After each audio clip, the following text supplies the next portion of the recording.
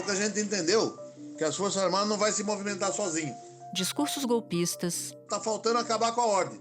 Então, sem caminhão, a sociedade vai ficar meio que desordenada, desorganizada. Então, talvez aí as Forças Armadas resolvam se mexer, tá bom? Quando não, abertamente violentos. Então já era, agora é tudo, vale tudo ou nada. Se tiver que morrer, se tiver que dar tiro, se tiver que ter a faca no pescoço, não tem que ter dó mais de piedade de ninguém, não. E uma estrutura muito organizada. Servindo comida diariamente, café, almoço, janta e tem um lanche à tarde ainda. Isso tem um custo, claro.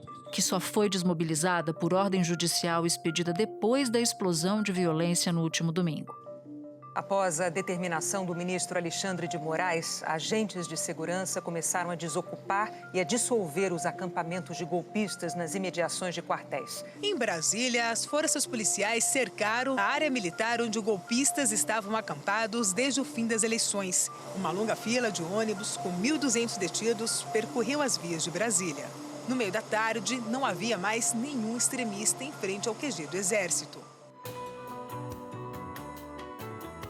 Da redação do G1, eu sou Natuza Neri e o assunto hoje é Por Dentro do Acampamento Golpista em Brasília. Neste episódio, eu converso com os jornalistas da Globo, Ana Reis e Afonso Ferreira. Os dois, junto com o também jornalista da Globo, Pedro Borges, acompanharam desde o começo de novembro até esta semana a movimentação de bolsonaristas em frente ao quartel-general do Exército na capital federal.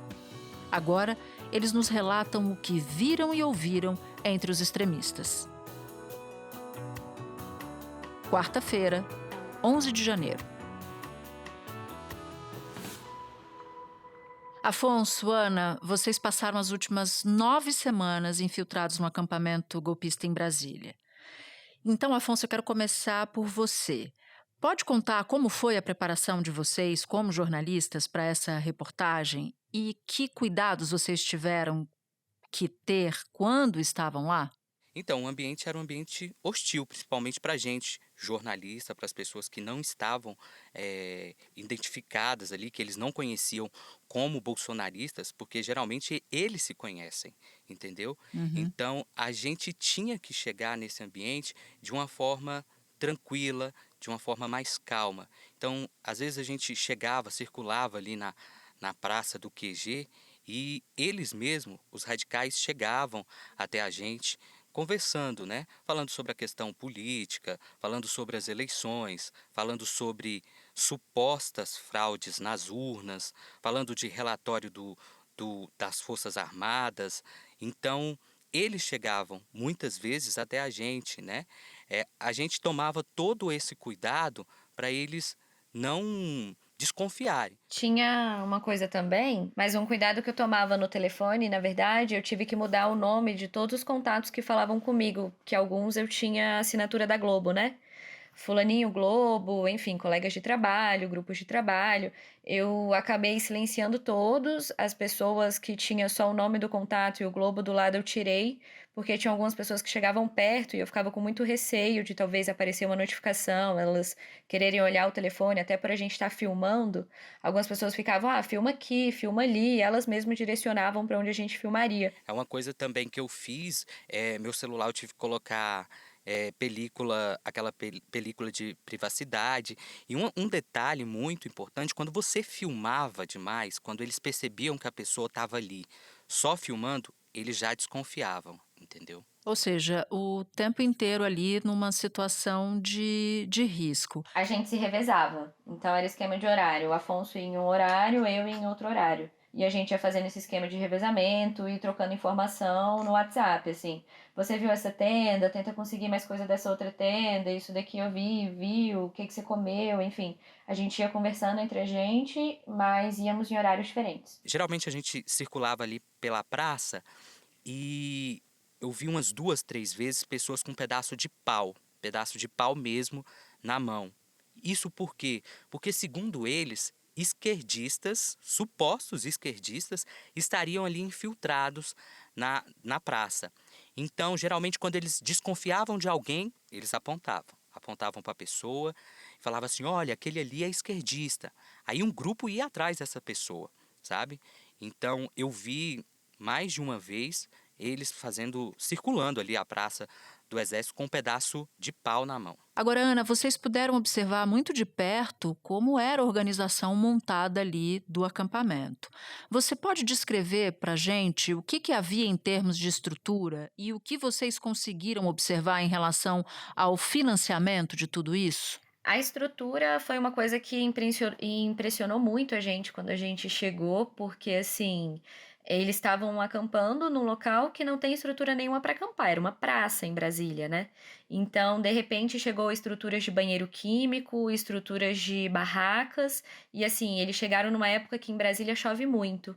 Então, tinha também lonas em cima das barracas para servir de proteção, tendas mais reforçadas, tinha uma estrutura de palco, como se fosse um carro de som também, meio improvisado ali, onde eles passavam todas as informações, orientações, tinha som, gerador, então assim, era uma estrutura muito grande que a gente via e que deu um baque, porque foi montado de uma hora para outra praticamente. A Advocacia Geral da União vai pedir o bloqueio de bens em nome de mais de 100 empresas que já foram identificadas e são suspeitas de terem financiado os atos terroristas de domingo. Segundo a investigação inicial, essas empresas bancaram não só o transporte dos golpistas à capital federal, mas já vinham garantindo recursos para a permanência deles em frente ao QG do Exército, com alimentos, estrutura com banheiros químicos, bebidas. A sensação que dava era que a conta não fechava. A gente viu muito dinheiro sendo arrecadado no palco, que eles faziam umas campanhas de arrecadação uma vez por dia, colocavam uma bandeira do Brasil ali numa estrutura de sacola e pediam para as pessoas doarem dinheiro para comprar mantimentos. E a gente viu coisa de, assim, 15 minutos, 30 minutos, 5 mil reais arrecadados. Pessoas com nota de 100 que chegavam, abriam a carteira, jogavam no palco. Mas ainda assim a conta não batia, porque era uma estrutura muito grande, era muita gente, tinha café da manhã, almoço, lanche, jantar, e ainda assim tudo à vontade, né, para todo mundo que estivesse ali, e tudo de graça. Atenção, você que está vendo esse vídeo, hoje é dia 7/1/2023. Acaba de chegar o abastecimento aqui. Olha só, gente, o tanto de carne que está chegando em Brasília para atender os patriotas. Quantos quilos de carne? Era pedido mais de 1 tonelada. Mais de 1 tonelada de carne. Então... A estrutura, quando a gente chegou e viu, gente, eles montaram literalmente um acampamento aqui. A cozinha era gigante, fogão, tinha tudo. E a alimentação era igual a Ana falou sobre a questão da alimentação. Isso chamava muito a atenção porque não era só um pão, não era só um café, sabe? Então, misto quente, já chegou a servir misto quente com a chapa, sabe? Eles faziam misto quente na sua frente. Tinha uma estrutura também para youtubers, sabe? Então, tinha uma estrutura para pessoas que queriam transmitir aquele ato golpista ali. Toma sol, chuva, vento, saia do seu conforto da tua casa. Tá fazendo falta. É a sua falta aqui que eu tô sentindo. Então venha, vem falar para eles. Vem! Vem pra Brasília! Além disso, tinha uma espécie de igreja, né? Eu fiz imagens, não foi uma nem duas vezes, de um padre. E tinha uma placa, um cartaz lá, confissões. E o padre sentado e pegando confissões, né? Ouvindo confissões desses radicais. A primeira coisa que me surpreendeu foi de ter gente de todo canto do país. Você escutava todo tipo de sotaque no QG, você via inclusive diferentes tipos de comida, tinha tenda que fazia sua própria comida, pessoas que levaram trailers, enfim, uma super estrutura e montaram ali. A gente chegou a ver família, mas majoritariamente mesmo eram pessoas sozinhas e que já tinham relatado, que já tinham brigado com família, que tinha gente que não queria enxergar. Eu vou mandar isso pro meu parente que tá negando, olha como é que tá, isso daqui é pra eu mandar, falaram pra eu não vir, mas olha essa estrutura. Então eram pessoas que tentavam quase se provar ali, mas que estavam sozinhas. E tanto que de primeira a gente ficou com medo de ir sozinho, depois a gente viu que estar sozinho lá não era o que chamava atenção. Porque a gente era só mais um que estava isolado ali com um celular na mão. Em relação ao perfil e à ideologia das pessoas que circulavam lá e acampavam lá, o que te chamou mais atenção, Ana? Sinceramente, a primeira coisa que assustou muito a gente quando a gente começou a conversar com os radicais que estavam ali eram as falas conspiratórias, extremamente conspiratórias. Então, ninguém ali estava se informando por notícia, citando um veículo de imprensa ou outro, era grupo de WhatsApp e Telegram, e eles repassavam aquilo no palco e entre eles mesmo, em pequenos grupos. Isso me parece uma tragédia dos nossos tempos, a quem não interessa mais se a notícia é falsa ou verdadeira. Por isso, por exemplo, que de repente eles rezam, cantam um hino nacional para um pneu, por isso que eles acendem os seus celulares para tentar falar com o extraterrestre. As pessoas acreditaram em tudo, acreditaram em 72 horas, um milagre. Eles acreditaram num suposto tribunal internacional que a Lady Gaga iria representar, acreditaram na cantora do ABBA sueco e acreditaram no general Benjamin Rolla, enfim. Mas acreditavam das coisas mais absurdas, que o Lula tinha sido substituído, ele já estava na Venezuela e era um sósia que estava aqui. Ou que, por exemplo, o Alexandre de Moraes participava de um grupo que queria destruir o Brasil, ou que o Donald Trump ia ajudá-los de alguma forma com o exército americano, coisas do tipo. Agora, e os símbolos presentes na rotina? O que vocês viram de símbolos? O que a rotina chamou a atenção de vocês nesse período, para além do que vocês falaram de uma estrutura, uma superestrutura que não combinava com os valores arrecadados dia a dia lá no acampamento? Era uma rotina muito definida, tinham cartazes espalhados no QG, especialmente nas partes onde serviam as comidas de horário. Então tinham os horários para servir as refeições, tinha o horário também que eles cantavam o hino nacional, que eles iam prestigiar os caminhões, tinha horário para eles fazerem também orações, ou quando eles marchavam também, eles tinham uma estrutura de manhã que eles se reuniam ali como se fosse num pelotão, e faziam uma espécie de marcha, como se fossem militares, saudando o exército.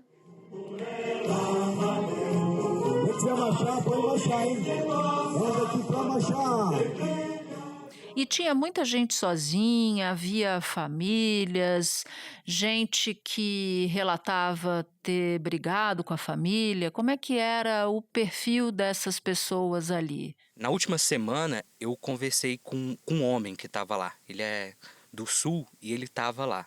E eu perguntei para ele, de onde você é? E ele falou assim, olha, eu sou do Sul e eu não tenho mais pai, não tenho mãe, eles morreram e eu tô aqui. E inclusive, eu lembro que ele falou, eu tô há 3 meses com aluguel atrasado, não tenho para onde ir, não tenho família e eu vou ficar aqui. E aí, foi bem na época que estava aquela conversa do exército desocupar, se ia desocupar, se era o GDF, se ia ter alguma operação. E aí ele até falou, ele falou assim, olha, se eles me tirarem daqui, eles vão ter que dar auxílio aluguel, para você ter uma ideia. E tinha, assim, muita gente sozinha, um perfil ali, muita gente idosa, sabe? Perfil de você olhar e falar assim, essa pessoa provavelmente é aposentado. Isso aqui é um dia de tranquilidade para a polícia, porque justamente nós aqui de verde e amarelo, os tios e as tias do Zap, nós é que fazemos essa democracia e que somos base do governo Bolsonaro. Gente solitária, eu até comentei assim com colegas aqui, que parecia um perfil de pessoas solitárias, assim, que a família não tinha um bom relacionamento com a família, não tinha um bom relacionamento com vizinhos. E eu percebi que ali parece que eles encontraram o grupo deles, sabe? Construíram uma família. E ao longo desses tempos todos, semana a semana, o perfil das pessoas, ou a quantidade de pessoas foi mudando, variando ao longo dos últimos dias ou semanas? Olha, diminuiu. Quando começou a Copa do Mundo, o público foi diminuindo, sabe? Quanto mais o Brasil ia ali para o próximo jogo, o público diminuía. Aí veio o Natal, aí diminuiu mais ainda. Aí ficou praticamente deserto. Ficou mais ou menos umas 200 pessoas. E aí ficou nesse número aí. Forças Armadas, salve o Brasil. O povo pede, salve o Brasil. Forças Armadas, de discurso, a situação de fato foi ficando cada vez mais radical, né? Por exemplo, depois da Esplanada, quando os golpistas estavam voltando para o QG para se reorganizarem, a gente escutava eles completamente inflados, falando que o próximo passo era tacar fogo no STF, que seria a próxima ação, que era o jeito, que só se resolviam assim. Os que chegavam machucados chegavam quase orgulhosos por estarem machucados. Isso você está dizendo, chegaram da Esplanada depois dos atos violentos de domingo? Isso, depois dos atentados terroristas ali de domingo, eles voltavam para a Esplanada já no final da tarde, já voltavam com um discurso explicitamente muito mais inflado, e orgulhosos de toda a situação. O 32 do Senhor diz, aquele que compactua com o erro são dignos de morte. Então, quer dizer, se você votar, se você compactuar com a esquerda, você é digno de morte. A esquerda quer destruir a família e o que Deus criou, mas ele não vai conseguir, porque Deus é o Deus de batalha, é o Deus de vitória. É o Deus que está na vida de cada um de vocês. Aleluia.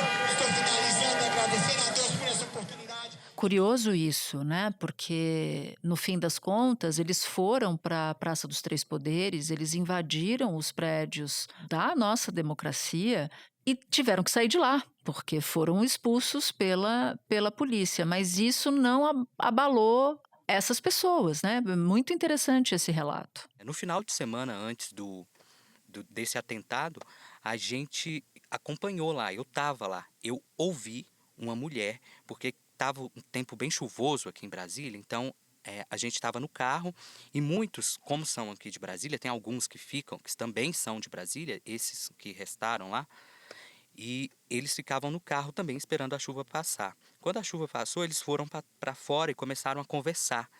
E aí eles conversando, e a mulher simplesmente falava assim, olha gente, porque agora é matar ou morrer, se tiver que dar tiro, a gente vai dar tiro, se tiver que derrubar, a gente derruba. Isso antes do dia 8 de janeiro, antes dessa onda de violência que a gente viu aqui em Brasília. Ou seja, o discurso foi ficando cada vez mais violento nos últimos dias, nos dias que antecederam a invasão das sedes do poder, é isso? A gente via muito isso na fala dos radicais, né? Um conversando com o outro. Eles falavam literalmente em invadir a Esplanada, invadir os prédios públicos, e em um desses casos mesmo, igual eu te falei, eles falavam, se tiver que matar, a gente vai ter que matar, se tiver que dar tiro, a gente vai dar tiro, se tiver que derrubar, a gente vai derrubar. Agora é guerra, sempre isso estava inflado, sabe? A gente ouvia bastante isso, agora é guerra, não tem para onde ir. Os envolvidos em atos terroristas foram levados para a Academia da Polícia Federal. Lá, o trabalho foi de identificação de cada um dos radicais. Os policiais recolheram amostras de DNA e cheiraram as impressões digitais. Os suspeitos podem responder por atos terroristas, ruptura violenta do Estado Democrático de Direito, associação criminosa, ameaça, perseguição, incitação ao crime, além dos danos causados ao patrimônio público. Se eles estão desde manhã, fechado no ginásio, sem comida, sem água, ele prometeu para mim que eles vão ter comida e que eles vão ficar, no mínimo, 48 horas detidos. Por culpa desse maldito, desse Alexandre de Moraes, ele quer prender todo mundo. Não achem esses terroristas que até domingo faziam baderna e crimes e agora reclamam porque estão presos, querendo que a prisão seja uma colônia de férias. Não achem que as instituições irão fraquejar. Me espera só um instante que eu já volto para retomar a minha conversa com a Ana e com o Afonso. E alguém do QG do Exército passava lá, falava, pedia para que o acampamento fosse desmobilizado? Vocês chegaram a presenciar algo assim, Ana? Não vi. O que a gente viu foi a equipe do GDF tentando ir ao local, mas que era hostilizada e se retirava. E em relação aos soldados, a gente via eles circulando por ali, às vezes davam até um auxílio no estacionamento, onde parar o carro, onde deixar o carro. Eles ficaram ali exercendo essa função, mas de retirar o acampamento ativamente só mesmo nessa segunda-feira. Milhares de pessoas acampadas em frente a quartéis no Brasil inteiro, sendo muitas dessas pessoas familiares de militares da reserva ou da ativa. São atos subversivos, porque sem atos que pedem um golpe, pedindo para os soldados saírem dos quartéis e agirem contra a Constituição. De quem que a senhora é esposa mesmo? Do general da esposa. Estamos juntos, pelo Brasil, né? Brasil. Selva. Selva. Antes mesmo de começar, eu estava lá na esplanada, antes de começar. No domingo, a esplanada era para estar fechada, né? Mas não estava ali na altura da rodoviária do plano piloto. E aí os grupos, por volta de 11 horas, meio-dia, um grupo menor, né, chegou, pessoas vestidas de verde e amarelo, o grupo chegou e ficou ali ao redor da Avenida das Bandeiras, né, o grupo ficou ali reunido. E aí, quando deu 2 da tarde, veio uma onda, veio assim, gente, era tanta gente, assim, era um grupo maior de pessoas. Muito mais gente do que tinha no acampamento. Era nítido que tinha muito mais gente do que tinha no acampamento no dia anterior que eu tinha ido. Porque eu estive no acampamento no sábado. Então tinha mais gente andando ali sentido Congresso. Em pouco tempo, o número de pessoas em frente ao Exército, que tinha recuado para cerca de 200, voltou a aumentar. No início da ação, a PM isolou 3 pistas do eixo monumental para que os bolsonaristas radicais seguissem sem transtornos. Eles receberam escolta da polícia até a esplanada dos ministérios. Qualquer necessidade que tenha, nós paramos, nós acertamos. É como eu falei e gosto de repetir. Estamos aqui para colaborar, ajudar e principalmente fazer a segurança de vocês. Tá bom, pessoal? Os golpistas desceram para a Praça dos Três Poderes. Chegaram vagarosamente sem ser incomodados. A PM seguia acompanhando à distância. Quando os golpistas se aproximaram do ponto limite para os pedestres, não se detiveram e passaram a usar de violência. Eu olhei para aquelas pessoas, grande parte ali estava de máscara, alguns com máscara de proteção, que é a máscara médica, e outros com máscara tipo de oxigênio, sabe? Aquelas máscaras para garantir gás, efeito moral, sabe? Roupas camufladas. E eles já chegaram gritando, sabe? Chegaram gritando palavras antidemocráticas. E aí eles avançaram a barreira. Nessa hora, assim, a imagem que a gente tem da polícia jogando o spray de pimenta, eu estava lá na hora. Foi na hora que eles chegaram, esse grupo, eles com roupas camufladas, máscaras para uso, para evitar o efeito de gás lacrimogêneo. E aí eles invadiram. E, de repente, assim, a polícia ali não tinha uma quantidade efetiva mesmo para combater aquilo. Aqui. Todos os vidros destruídos. Nada em condições de se aproveitar. Aqui o pessoal saindo armado. A polícia chegou, mas chegou tarde demais, como a gente sabe.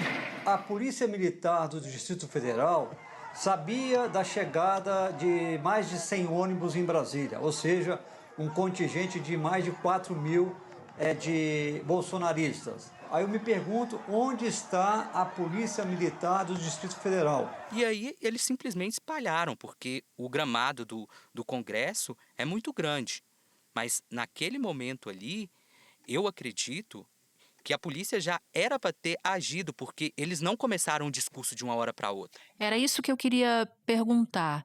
Em que momento você se dá conta de que o objetivo daquela marcha era invadir o Congresso Supremo e o Planalto? Olha, eu cheguei lá por volta de 11 horas. Então, 11 horas estava esse grupo menor, né?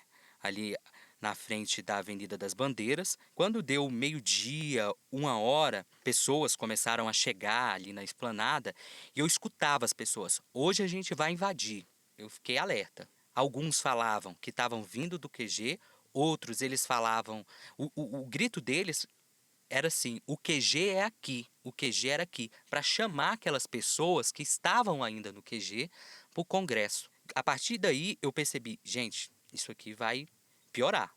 E aí foi quando esse grupo maior, bem maior, desceu sentido Congresso, já e andando muito rápido. Eles andavam rápido já, acredito com o intuito já de romper a barreira.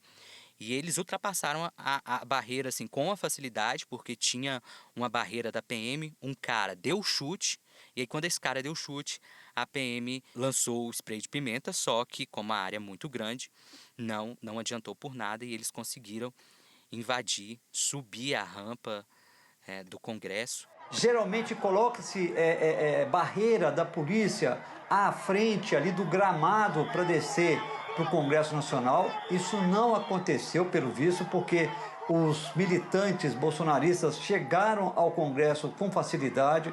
No entanto, o que a gente está vendo é que a segurança falhou. Aconteceram manifestações em defesa da democracia em todas as regiões do país. Os atos também pediam punição aos extremistas que vandalizaram as sedes dos 3 poderes e aos financiadores e agentes públicos que estimularam o golpismo.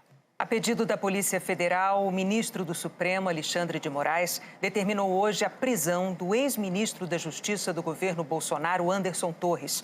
Torres era o secretário de Segurança Pública do Distrito Federal no dia em que golpistas atacaram os prédios dos 3 poderes. O Ministério Público Federal pediu um novo inquérito para apurar a responsabilidade do governo do Distrito Federal e da cúpula da Segurança Pública durante a ação dos golpistas. No pedido, a vice-procuradora-geral da República, Lindor Araújo, disse que deverão responder pelos crimes os agentes que, por omissão, tenham permitido que os fatos ocorressem. Ela afirma ainda que essa falta de ação é supostamente dolosa de algumas autoridades públicas e da Força Policial do Distrito Federal. Pelo mesmo motivo, Alexandre de Moraes mandou prender o coronel Fábio Augusto, então comandante da Polícia Militar, responsável, no domingo, pela segurança externa dos prédios do governo e outros poderes em Brasília. Anderson Torres divulgou que estava nos Estados Unidos. O nome dele pode ser incluído na lista de procurados pela Interpol, Organização Internacional de Polícia Criminal. Agora eu quero voltar para o momento em que as pessoas retornam para o acampamento e especificamente para o instante após a determinação de desocupação do acampamento. Uma decisão, portanto, do Supremo Tribunal Federal. Como foi esse processo de dissolução e de detenção dos envolvidos nos atos terroristas? As pessoas voltavam da esplanada dos ministérios no fim da tarde ali para o QG e elas estavam bastante infladas, animadas, eufóricas, tinham pessoas feridas, mas que pareciam mais animadas por estarem feridas do que preocupadas de fato. E algumas estavam com rádio comunicador, então dava para ver que elas tiveram uma articulação e uma organização para ir para a esplanada, porque se comunicaram entre elas mesmo à distância. O Ministério da Justiça tem pressa em identificar os patrocinadores dos golpistas. Presos afirmaram ter recebido financiamento para participar dos ataques em Brasília e que, em muitos casos, o patrocínio veio de estados onde eles não moram, como Pará, Rondônia e Mato Grosso. Nos depoimentos, alguns dos presos contaram que as ofertas de dinheiro para participar dos atos de vandalismo foram feitas em grupos de aplicativos de mensagens. A Polícia Federal identificou financiadores em ao menos 10 estados. O que eu posso acentuar, frisar, realçar, é que seja quem for os financiadores, eles serão chamados à responsabilização penal e civil. O Ministério Público, junto ao Tribunal de Contas da União, pede esse bloqueio de bens, pediu o bloqueio de bens do ex-presidente da República, Jair Bolsonaro, do seu ex-ministro de Justiça e Segurança Pública e ex-secretário de Segurança Pública do Distrito Federal, Anderson Torres, e também do governador afastado do Distrito Federal, Ibanez Rocha. E aí vinha um papo bastante intenso de que o próximo passo era tacar fogo, que não tinha jeito, tinha que tacar fogo. Era uma coisa assim, olha, a gente agora vai ter que se planejar porque o próximo passo é tacar fogo. A gente teve sucesso nessa agora, a gente precisa articular uma próxima. A sensação que dava era esse papo. E aí, assim, chegavam em grupinhos, pequenos grupinhos, não retornou todo mundo de vez como foi todo mundo de vez. Porque, assim, por exemplo, o Afonso fala que chegou uma onda, né, de pessoas verde e amarelo na esplanada. A volta foi diferente disso. A volta foram grupos pequenos chegando aos poucos. As Forças Armadas, que aconteceria o mesmo roteiro da posse. Ninguém entra, ninguém sai do QG. Só que no domingo, o que a gente viu? Assim que os manifestantes começaram a ser retirados ali, eles foram para onde? Para o QG, onde na posse ninguém entra, ninguém sai. No dia 8 de janeiro, eles entraram lá e essa situação ficou completamente sem controle, né? A gente já ouvia discurso de ódio antes, mas essa foi a vez que a gente ouviu mais vezes, o que deixou a gente também com bastante receio, só que também muita gente foi embora naquela madrugada. Então, quando a gente chega no QG no dia seguinte, no dia que de fato já tinha que ter o cumprimento, né, da desobstrução ali do QG, muita gente já tinha ido embora. Além da retirada do quartel, a capital começou a receber reforços para a segurança. 15 estados estão enviando homens que vão atuar na proteção da esplanada dos ministérios e da Praça dos Três Poderes. Em São Paulo, segundo a Secretaria da Segurança Pública do Estado, 34 acampamentos de golpistas foram dispersados hoje. Em pelo menos outros 17 estados, acampamentos foram desfeitos. E vocês sentiram medo em algum momento? Muito medo em algum momento? Olha, sentir medo sente, né? Porque a gente tá num local que a gente sabe que se qualquer pessoa desconfiar da nossa profissão, a gente já tá de alguma forma enrolado, a gente pode sofrer algum tipo de violência. No domingo, quando eu estive no QG, foi o dia que eu fiquei mais aflita, que foi quando eu ouvi um discurso mais explícito de ódio. E eu sabia que jornalistas tinham sido agredidos na esplanada. Então, a gente já vai com o pé atrás, com receio dobro, precaução tripla. Mas era o jeito da gente conseguir ter informação também, né? Se a gente não estivesse ali dentro, conversando com as pessoas sem se identificar, eles provavelmente não falariam com jornalistas e a gente não conseguiria saber como é que tudo aconteceu. Ana, Afonso, parabéns pelo trabalho de vocês. Obrigada por vocês toparem relatar o que vocês viram e viveram aqui para o assunto. Boa sorte. Obrigado. Muito obrigada, Natuza. Foi um prazer. Este foi o Assunto, podcast diário disponível no G1, no Globoplay ou na sua plataforma de áudio preferida. Vale a pena seguir o podcast na Amazon ou no Spotify, assinar no Apple Podcasts, se inscrever no Google Podcasts ou no Castbox e favoritar na Deezer. Assim você recebe uma notificação sempre que tiver um novo episódio. Eu sou Natuza Neri e fico por aqui. Até o próximo assunto.